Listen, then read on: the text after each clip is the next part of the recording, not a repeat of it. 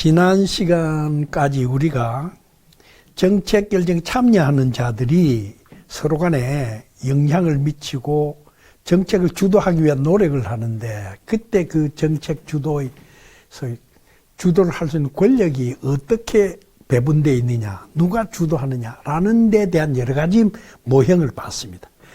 지금은 그런 식으로 주도를 하기 위해 서로 경쟁하는 것보다는 오히려 서로 힘을 합쳐서 같이 공동으로 힘을 합쳐서 같이 일을 하는, 자치 결정하고 집행하는, 거기에 형태로 나타나는 몇 가지를 봅니다. 이게 이제 우리가 팔리스 네트워크라고 이야기를 하는 겁니다. 이 정책 네트워크라는 말은 뭐 여기 있는 말 그대로입니다. 정책 과정에 참여하는 공식, 비공식 참여자들이 상호 이렇게 작용을 하는 연계망이다. 지난 시간에 열심히 우리가 봤던 하위정부 모형이 가장 대표적인 케이스입니다.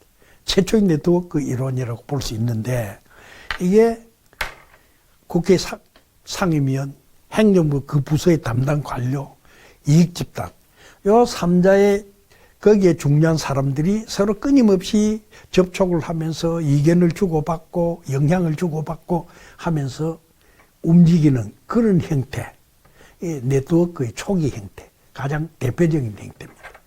이걸 우리가 정책 네트워크. 근데 사실 알고 보니까 그것만이 아니라 다른 유행들이 굉장히 많습니다.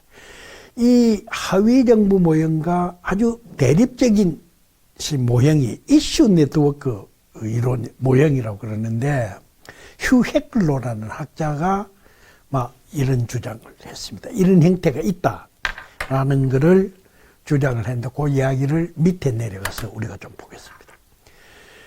바로 이 네트워크 모형이 굉장히 크게 보면 두 가지가 있는데, 하나는 저 밑에 정책 공동체 같이 폐쇄적인, 이슈 네트워크 같이 개방적인, 이렇게 대립되는, 그러니까 폐쇄적이라고 그러면은 공통의 이해관계가 있어야지 폐쇄적이 됩니다. 근데 개방적이라고 그러는 것은 이해관계가 서로 충돌되고 막 다양하게 움직이는, 이런 사람들이 참여했다가 빠졌다가 참여했다 빠졌다 이런 식으로 끊임없이 동태적으로 움직이는 그런 형태를 말하는 거예요. 정책 공동체라는 말은요, 사실은 우리가 지난 시간에 아주 오래됐습니다, 벌써. 거기에 전문가들이 어떤 식으로 정책에 영향을 미치느냐, 그 문제를 논의를 할 때 정책 공동체 이야기를 했습니다. 지금 여기에 보는 대로 하위정부 모형이 아주 대표적인 건데, 그러나 이 하위정부 모형 이외에도 다양한 형태의 정책 공동체가 있습니다. 말하자면 이런 겁니다. 전문가들 중에서 교수도 있고 국회의원 보좌관도 있고 언론기관에 종사하는 기자들도 있는데, 이런 사람들도 끊임없이 어떤 문제에 대해 관심을 가지고 서로 접촉을 하고 토론회가 벌어지면 참여하고 세미나가 벌어져도 참여하고 하는 식으로 해서 이 사람들이 서로 잘 알면서 그 이루어지는 일종 공동체를 우리가 정책 공동체 그랬는데, 근데 이 정책 공동체가 아까 이야기한 하위정부 모형이 대표적이니까, 그럼 이슈 네트워크는 뭐냐 하면은, 정책 공동체 같이 공통의 이해관계를 가진 사람들이 모인 게 아니라 공통의 이해관계를 가진 사람들도 있고, 그 속에 그 다음에 전혀 이해가 상반되는 그런 사람들도 있고, 그리고 꾸준히 참여하는 사람도 있고, 참여했다 빠지는 사람도, 빠졌다 들어왔다, 이런 식으로 개방적인, 예를 들어 이야기를 한다면은 주택 문제를 놓고 주택 정책을 결정을 하려고 그러는데, 국회 상임위원회에서 결정을 하고, 그 다음에 상임위원회 결정을 할 때 이익집단도 참여하고, 아까 이야기한 대로 행정 담당 부서의 관료들도 거기에 참여를 하고, 이 하위정부 모형인데, 근데 그 사람들끼리 모여하는데, 야, 왜 당신네들만 모여서 이 문제를 결정하느냐? 이게 내가 볼 때는 당신네들 주장하는 것 중에 이런 거 틀렸다 라고 주택 문제에 대해서 전문가가 뭐 그 사람이 대학 교수가 되어도 되고 아니면 아까 이야기한 대로 국회의원, 언론인들이 되어도 되고 또는 연구소에 있는 연구원이 되어도 됩니다. 이런 사람들이 자기들 의견을 표출을 합니다. 이런 식으로 하면 안 된다. 이런 식으로 해야 된다. 그럼 또 그 반대 의견을 가진 또 다른 전문가들이나 이런 사람들도 거기에 대해서 합니다. 이래서 서로 논쟁이 붙고 이야기되지만은 어느 하나의 분야를 놓고 그 분야의 틀 속에서 움직이는 겁니다. 이런 식의 관계를 좀 느슨하게 서로 연계가 되어 있고 이해관계가 상반되기 때문에 충돌도 일어나고 그러면서 경쟁도 하고 근데 이런 식의 행태를 이슈 네트워크라고 이야기를 합니다. 그런데 이런 네트워크 속에서 나중에 보니까 전문가들의 의견이 결국 우세하게 되더라. 그런데 그 분야의 전문가들이 합리적인 아이디어를 내면은 그 아이디어가 그래도 제일 영향력을 많이 행사하더라. 라는 것이 휴 헤클러가 이야기했던 말하자면 이슈 네트워크 상에서 일어나는 일입니다. 이게 네트워크로서 우리가 두 가지 유행을 보는데 이 네트워크하고 또 전혀 달리 우리가 정책 참여자들 간의 관계를 볼 때 또 다시 새로이 봐둬야 되는 형태가 또 있습니다. 이게 가버넌스 이론이라고 이야기를 하는 겁니다. 이 가버넌스 이야기에 우리가 가버넌스라는 말이 무슨 말이냐? 가버먼트라는 말은 우리가 정부라고 이야기를 합니다. 그런데 가버넌스는 원래 정부가 통치하는 통치 행위를 주로 가버넌스라고 해요. 즉 국가의 통치 행위를 보통 가버넌스라고 이야기를 합니다. 그런데 이 이론이 왜 갑자기 나왔느냐 하면은 1980년대 많은 민간기구들이 통치에 참여한 그러다 보니까 옛날에는 통치 주체로서 정부가 모든 걸 거의 주도를 해 끌고 나갔는데 그게 아니라 이제 많은 다른 참여자들이 참여를 해서 통치권을 공유를 합니다. 쉐어를 합니다. 쉐어를 하게 돼. 그런 형태에 나타나는 가버넌스를 이 사람들이 연구를 시작해요. 맨 처음에는 이걸 뉴 가버넌스라고 이름을 붙였습니다. 새로운 통치 형태다. 근데 요즘 와서는 뉴라는 말을 떼내버리고 그냥 가버넌스라고 우리가 보통 이야기를 합니다. 근데 이 가버넌스를 번역을 하려고 그러니까 통치 행위 그러면 꼭 마치 국가가 모든 걸 주도하는 그리고 국가가 국민들을 위해 군림하는 국가가 외부인들에게 군림하는 그런 느낌을 통치라는 말이 많이 풍깁니다. 그래서 그거하고 다릅니다. 이거는 국가가 군림하는 게 아니니까 이거를 번역을 할 때 국정관리라고 그렇게 번역을 하는 게 올바르지 않느냐. 가버넌스 이런 그러면 국정을 관리를 하는데 옛날엔 정부가 주도해가지고 막 거의 다 했지만은 이제는 정부만이 아니라 많은 소위 집단들이 참여를 해가지고 공통적으로 통치권을 행사하는 그런 이야기를 말하는 거다. 그래서 이제 우리가 이걸 국정관리라고 번역을 하는 게 옳겠다. 이런 이야기가 맞습니다. 자, 이 뉴 가버넌스가 왜 등장했느냐. 그 내용을 보면은 지금 이 사람들이 뭘 주장하는 건지 알 수가 있습니다. 가버넌스라는 말씀. 1980년대에 신자유주의 그리고 신공공관리가 대대적으로 유행을 했습니다. 뭐 지금도 이게 상당히 위력을 발휘합니다만은 이 신자유주의라는 말은 우선에 신공공관리를 보면 더 이해가 쉽습니다. 옛날에는 일을 할 때 정부에서 주로 중심이 되는데 민간 부문에 대폭 이용하는 겁니다. 그래서 정부가 하던 일들을 민간 기업 측에 넘겨줍니다. 민영합니다. 그 옛날에는 철도 건설을 한다든가, 그 다음에 이 전기 생산을 하고 배급한다라든가, 이 전부 정부에서 다 했습니다.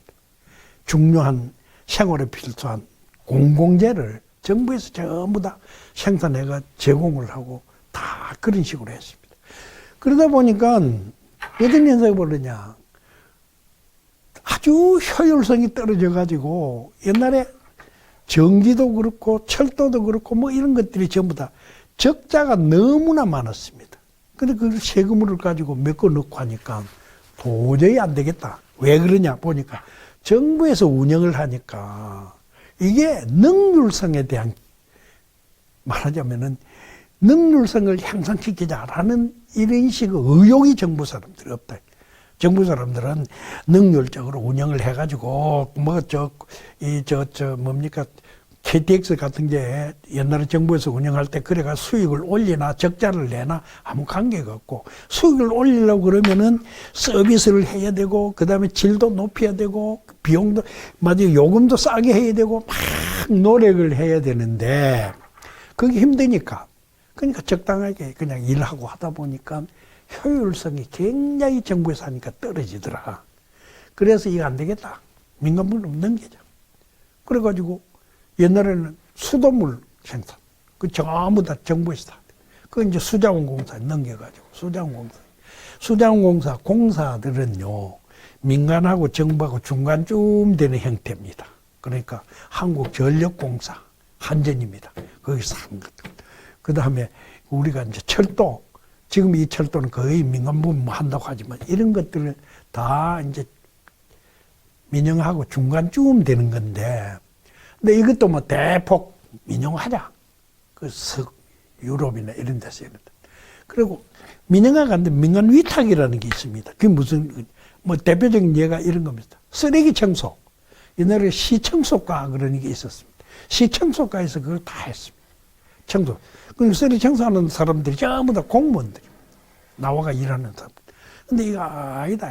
용역업체한테 맡기자. 그리고 용역업체 민간 기업입니다.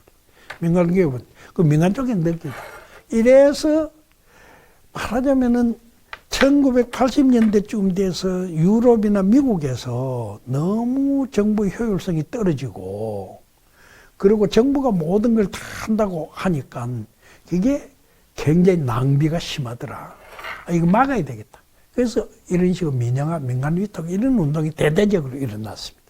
일어나면서 근데 이게 뭐냐 하면은 정부가 하는 일을 줄이고 정부 하는 일을 민간 부분에 자꾸 넘기고 그러면서 정부는 꼭 필요한 경우만 민간 부분에 간섭을 하고 개입하고 그게 옛날에 자유주의 정부, 옛날에 자유주의 국가 그러면은 그때는 정부가 최소국가 그래가지고 했습니다. 그런 식의 사고방식이 다시 부활했다 해가지고 신자유주의라고 우리가 이야기를. 이게 이제 80년대부터 대대적으로 나오기 시작했는데 이 신자유운동, 신공공관리가 대대적으로 등장을 하면서 정부에서 어떤 일을 할 때 꼭 그런 방법으로 해야 되느냐. 그런 방법 말고 다른 방법이 없느냐라고 생각을 하게 되니까 다른 부분, 모든 부분에서 새로운 방식이 없느냐라는 식으로 일을 하는데 새로운 방식. 근데 이제 그 중에 대표적인 나온 것이 시민사회 성장, NGO 등이 막 발전하니까 이 사람들이 정책 결정 과정에 야, 이거 소비자를 보호를 위해서 이런 식으로 정부의 정책을 결정을 해야 된다. 이런 식의 정책 내용이 들어가야 된다. 이런 주장을 소비자 보호. 라는 식으로 우리가 흔히 말하는 공익단체들이 대대적으로 등장해가지고 정책 결정 과정에 영향을 미칩니다. 참여를 합니다. 이 정책까지 참여. 그래서 공론조사, 이거 요즘 좀 우리가 유행을 좀 간혹가다가 좀 시도를 하는 겁니다.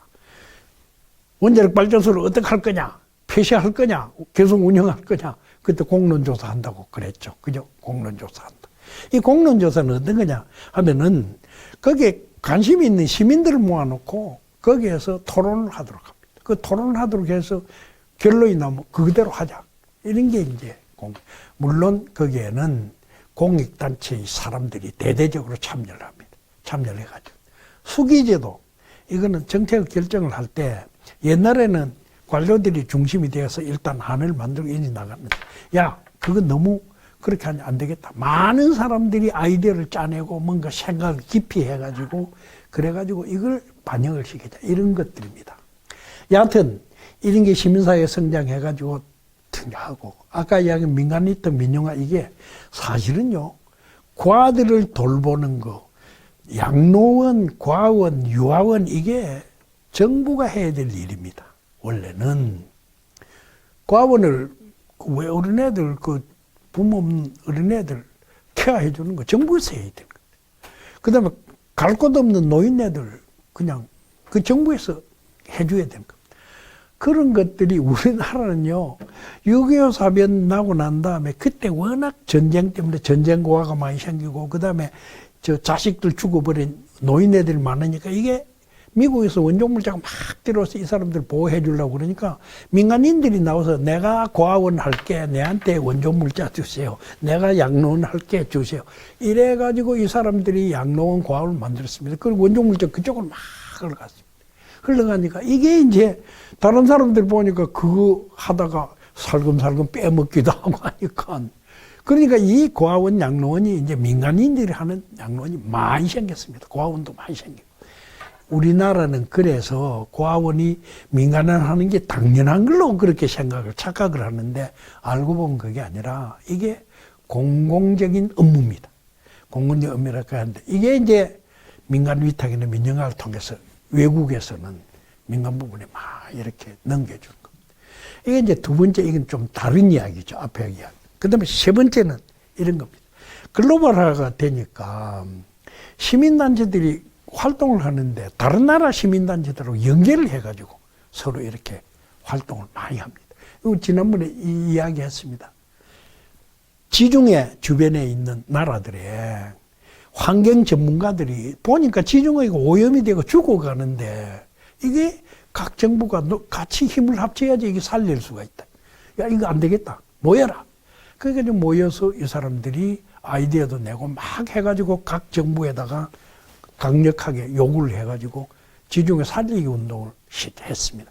인지공동체가 유명한 이야기입니다. 근데 이런 것들 같이 시민단체들이 기후변화에 대응하는 문제, 그러니까 온난화 문제입니다. 그죠? 온난화 문제, 이래가 환경 문제 이런 것들 여기에 대해서 대대적으로 참여를 합니다. 그러다 보니까 이 사람들이 이런 이슈를 놓고 결정을 할 때 당연히 참여해가지고 거기에 영향을 미치는 이런 현상들이 당연히 나타나게 됩니다. 이게 이제 우리가 흔히 말하는 뉴 가버넌스. 옛날에 공공적인 업무는 정부에서 다 했는데 이제는 공공적인 업무를 정부에서만이 아니라 민간도 하고 뭣도 하고 다 해나가는 이게 이제 막 우리가 지금 이제 뉴 가버넌스. 이 뉴 가버넌스가 다른 한 부분하고 어떤 차이가 있느냐라는 걸 알기 위해서 이 뉴 가버넌스가 가장 대표적으로 나타나는 것이 대도시 교통 문제 해결입니다.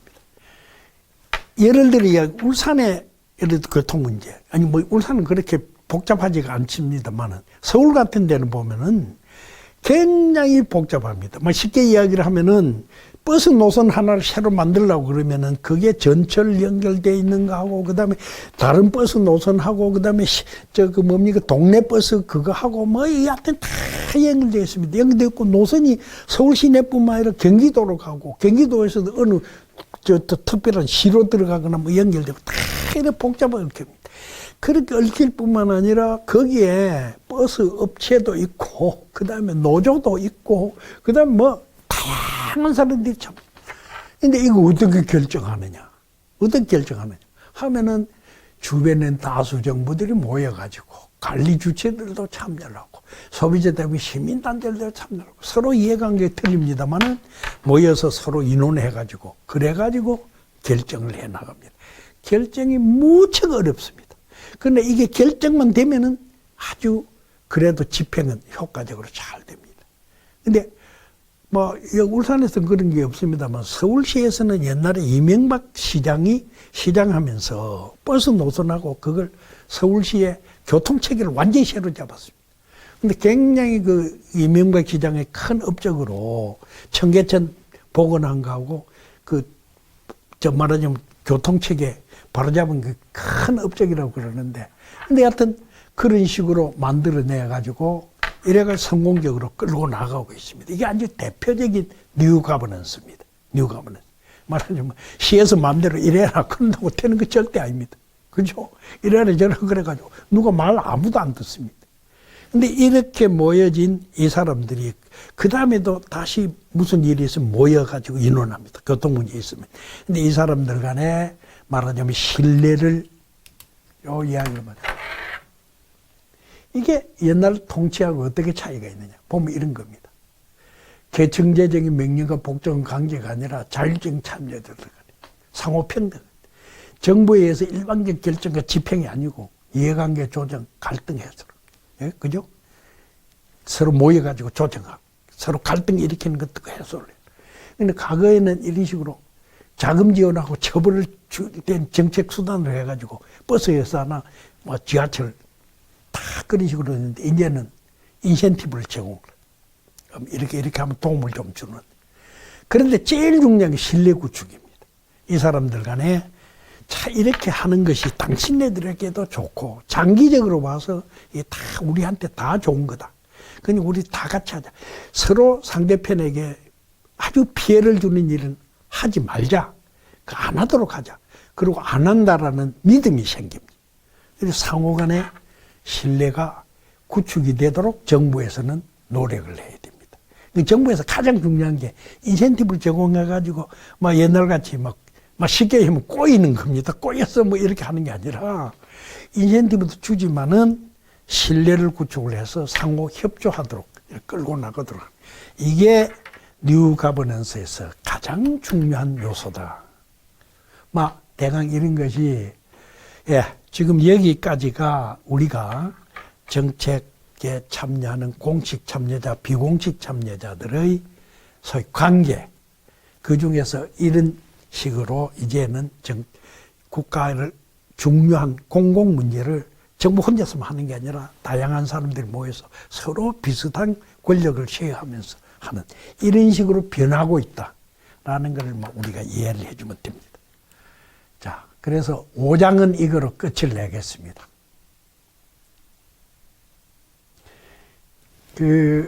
이어서 우리가 시간이 좀 남았으니까 6장의 정책 의제 설정을 우리가 보도록 하겠습니다.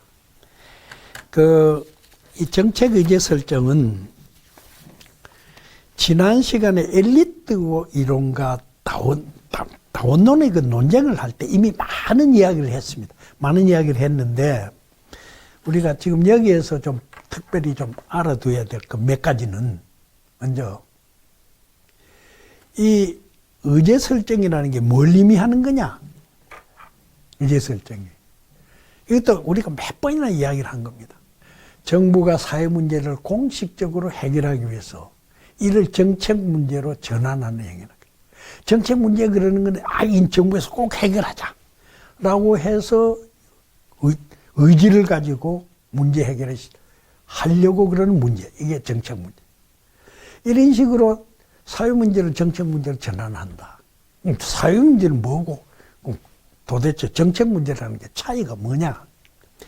여기 보면 사회 문제는 개인적 참원을 넘어서 많은 사람들이 고통을 받고 있으면은 그게 우리가 사회 문제라고 이야기를 할 수가 있습니다. 근데 그런 문제라도 그거를 정책적으로 해결하려고 다 그러지 않습니다. 아마 여러분들 기억하겠지만은 얼마 전까지만 해도 아파트에 같이 사는 사람들이 옆집 사람이 시끄럽다, 윗집 사람이 시끄럽다, 아랫집 사람이 시끄럽다. 이래가지고 시끄러운데 고통을 많이 받고 뭐 하는 사람도 많고 그게 굉장히 많은 사람들이 고통을 받고 있지만은 근데 그거를 정부에서 개입해가지고 야 시끄럽지 않게 하도록 하자라는 데 생각을 그런 식으로 하자는 생각을 안 했습니다.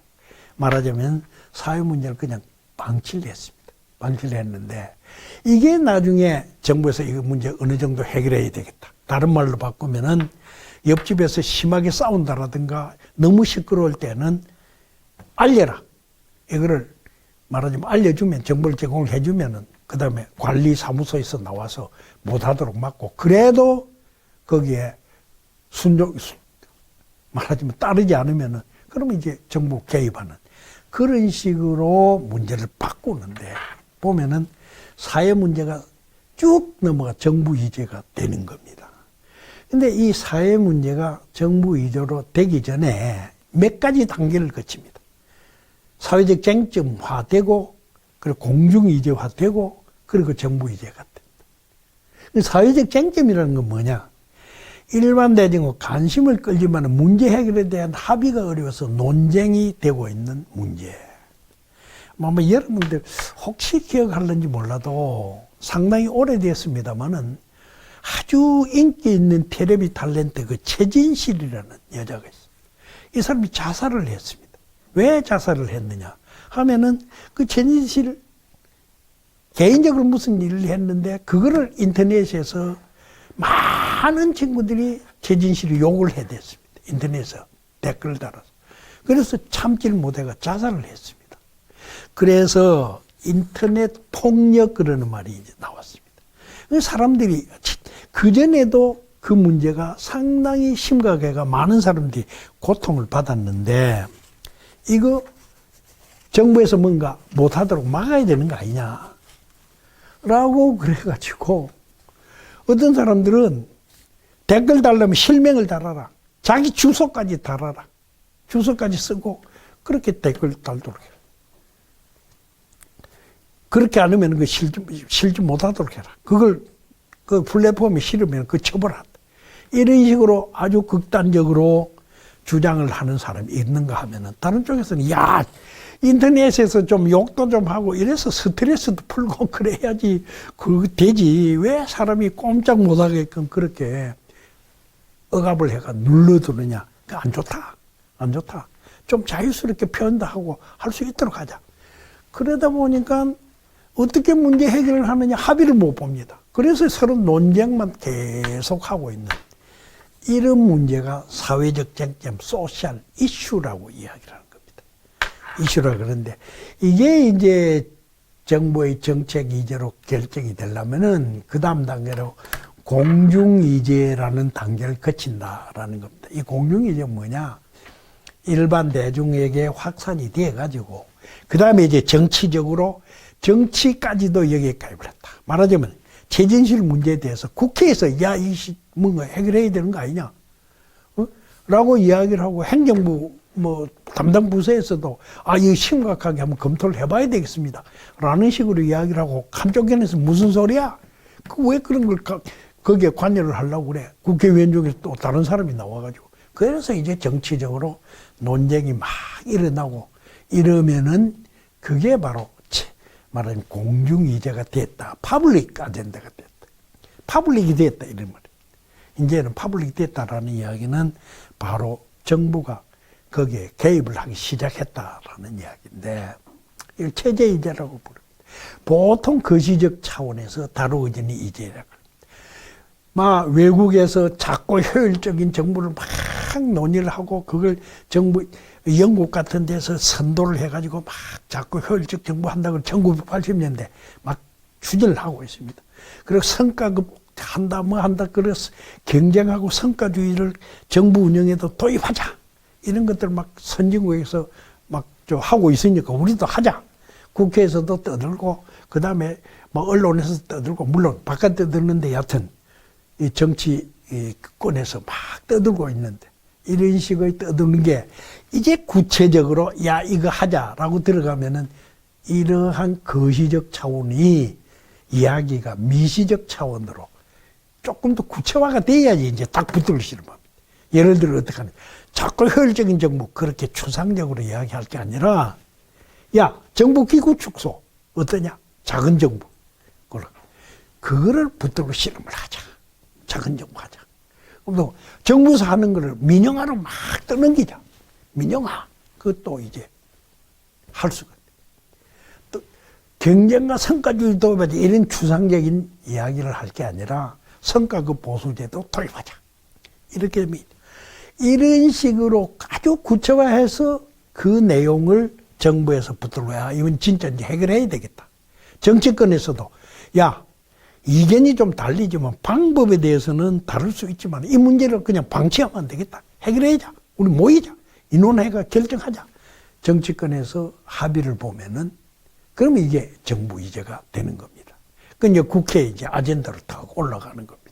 행정부에서도 장관회의라든가 뭐 그다음에 이 간부회의 때 그 놈을 놓고 이제 논의를 시작을 합니다. 이거는 뭐 어떻게 해야 되느냐. 이게 정부 의제가 된다. 그래서 아젠다 세팅은 아까 이야기한 대로 사회 문제가 고통받는 사람들이 많이 있다. 그게 자동으로 되는 게 아니라 그 다음에 그 문제를 어떻게 해결하느냐라는 데 놓고 야 이러자 저러자 그러고 전혀 그 개입해서는 안 된다라고 논쟁을 벌이는 사회적 쟁점으로 변하고 거기에 이제 정치권이 과세를 해서 야 이 문제는 그냥 방치하면 안 되겠다. 정부에서 뭐 해야 된다. 아니다. 정치권 또 다른 쪽에서 왜 그게 정부가 개입하느냐라는 식으로 논쟁, 정치권에서 논쟁이 일어나면은 바로 공중의제가 된 겁니다. 그러다가 야 정치권에서 야 이거 이 문제를 해결해야 되겠다. 어떤 방식으로 이해하든지 간에 나오면 정부의제가 된다라는 겁니다. 이러한 의제셨던 과정에 학자들이 들여다보니까 지금 이야기한 거는 바깥에서 떠들어서 정부에서 그걸 받아들여서 의제로 만들어가는 건데 과연 그런 거 있느냐? 그런 것만 있느냐? 아니다. 전혀 반대로요. 동원형 그런 것입니다. 정부 지도자 집단들이 모여가지고 국민들은 아무 소리도 안 하고 있고 별로 아무 이슈가 되지도 않는데 야, 이 문제는 해야 되겠다. 이 문제 정부에서 해결해야 되겠다. 이렇게 나오는 형태도 있다. 이걸 우리가 동원형이라고 그러는데 동원형만이 아니라 또 약간 다른 것도 있더라. 내부 접근에.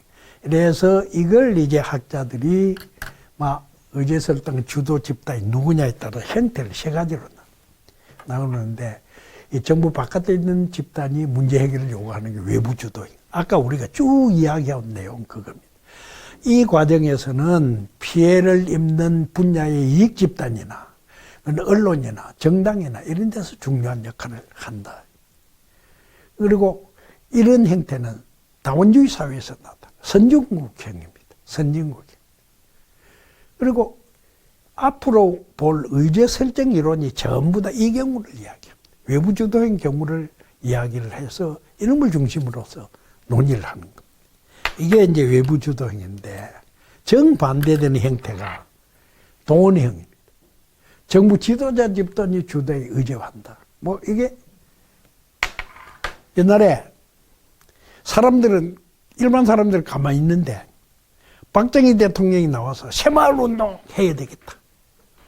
이 뭐 사람들이 그 농사철에는 막 열심히 일을 하지만 농사철만 끝나면 그 겨울 되면 막걸리나 마시고 동네 사람과의 뭐 화투나 치고 놀고 뭐 아무것도 안 하고 뭐 아무리 가난해도 뭐 아이고 뭐 어차피 노력해봐야 뭐 우리 가난한 거 어쩔 수 없다 그래가지고 가난한 걸 숙명으로 받아들이고 뭐 그래가지고 의욕적으로 뭐 해보려는 생각도 안 하고 동네에 그냥 지저분하게 돼 있고 말이야 동네 들어가는 길도 막 부서져 있는데 그놈도 내버려 두고 이런 식으로 돼 있는 거 보고 야 이거 이래가지고 되겠냐. 도시에는 공장 지어가지고 취업기회 만들고 산업화 추진을 하지만은 농촌은 농촌대로 좀 잘 살 수 있도록 해봐야 안 되겠느냐. 농사 짓는 방법도 옛날식으로 그냥 그런 식으로 할 게 아니라 뭔가 새로운 거 있으면 받아들이고 그 다음에 새로운 품종이 오면 그놈 다 해가지고 하고 그 다음에 동네 환경도 확 좀 바꿔서 좀 깨끗하게 해가지고 하고 그 다음에 겨울엔 맨날 술이나 마시고 뭐 화투나 치고 뭐 그런 거 하는 것보다 겨울 되면은 농산물 가공 제품 만들어가지고 그놈 이렇게 어떻게 팔 수 있으면 팔 수 있도록 가공 제품 만드는 그런 역할을 하고 이런 운동을 벌리자. 외국에서 보니까 옛날마다 이런 게 다 있었습니다. 옛날에 우리나라도요 일제시대 때 농촌 그 살리는 계몽운동 그런 게 다 일어났습니다. 그게 다 나라마다 이런 운동이 다 있었습니다. 있었는데 이제는 옛날에 계몽운동은 시민단체, 시민들이 주도했는데 그게 아니라 정부에서 박정희 대통령이 돼가지고 정부에서 이거 하자. 하향식으로 그냥 줌을 하향식으로 하면서 막 캠페인을 벌려서 사람들이 그 관심을 갖도록 합니다. 관심을 가져서 정부에서 생각하는 대로 그런 식으로 돼야 된다라고 생각을 바꾸고 바꾸어서 그것을 말하자면 정부에서 그 일을 할 때 협조를 할 수 있도록 쉽게 이야기를 하면은 일반 대중의 지지를 얻고 그래서 집행에 필요한 대중의 지지 그리고 집행 과정에서 수능 확보 이 수능이라는 말은 나중에 우리가 집행 내면서 자세히 볼 겁니다. 막 정부 하는 일에 따라가 주는 걸 말합니다. 따라가 주는 걸 수능이라고 그러는데 그걸 목적으로 했어야 한다. 정부 힘이 강한 후진국행. 나중에 알고 보니까요. 선진국에서도 국방 분야에 대한 일은 이런 식으로 이루어지는 수가 많다. 외교에서도 이런 식으로. 왜 그렇느냐 하면은 국토방이 외국하고 전쟁을 한다거나 외국하고 전쟁 대비해서 군대를 강화시킨다라든가 이런 것들은 비밀을 요하는 정보에 의해서 아주 비밀 정보 이런 것들에 의해서 정부에서 다 파악을 합니다. 파악을 하는데 일반 민간들은 모릅니다. 그 몰라야 됩니다. 비밀 정보. 몰라야 되는 이런 것들을 정부에서 다 파악을 하고 나면은 그러면은 정부에서 보니까 이게 보니까 이웃나라에서 곧 쳐들어올 것 같다. 야 이거 안 되겠다. 국방의 위기가 닥친다. 그러니까 우리가 이걸 대비를 해야 되겠다. 젊은이들이 군대 갈 각오를 해라. 징집들.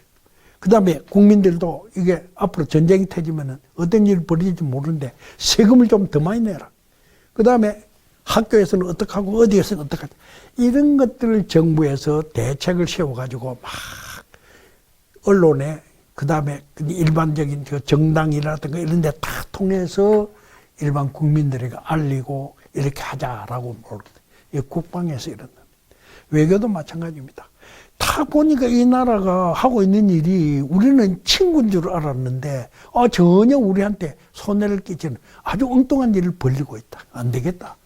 좀 떠들어서 우리 국민들이 와 들고 나서서 그러면 거기에 대해서 좀 이거를 말하자면 국민들의 캠페인을 벌리도록 한다. 이런 것들이 선진국에서도 상당히 일어나더라. 동원행이 후진국행만이 아니고 선진국에서도 이런 것들이 일어나더라. 라는 걸 학자들이 알았습니다. 아니, 이런 형태가 있는데 내부 접근의 형태는 약간 다른 이야기인데 이 두 가지 형태하고는 시민들 중에 이제 민간인 중에서 일정한 집단이나 사람들이 다른 사람들 가만히 있는데 이 사람들 보니까 이 문제를 어떻게 해서든지 크게 확산시켜서 이 문제를 정책적으로 해결해야 되겠다. 근데 그거를 정부 지도자한테 가서 이거 좀 해주시오. 이걸 좀 해주시오. 정부 지도자가 받으면 동원행이 되는 겁니다. 그다음부터 이제 나가면. 근데 이거를 보니까 민간단체에서만 하는 게 아니라 관료들, 장관이나 차관이 아니라 그 밑에 있는 관료들이 아마 차관이야. 이 관료들이 최고 통치권자한테 이런 식으로 접근하는 수가 있어요. 우리나라 대표적인 예가 있습니다. 여러분들 잘 모를 겁니다만은 금융실명제 그러는 것이 옛날에 노태우 정권 시절에 시도를 하다가 실패를 했습니다. 시도를 하다가 채택이 못 됐습니다.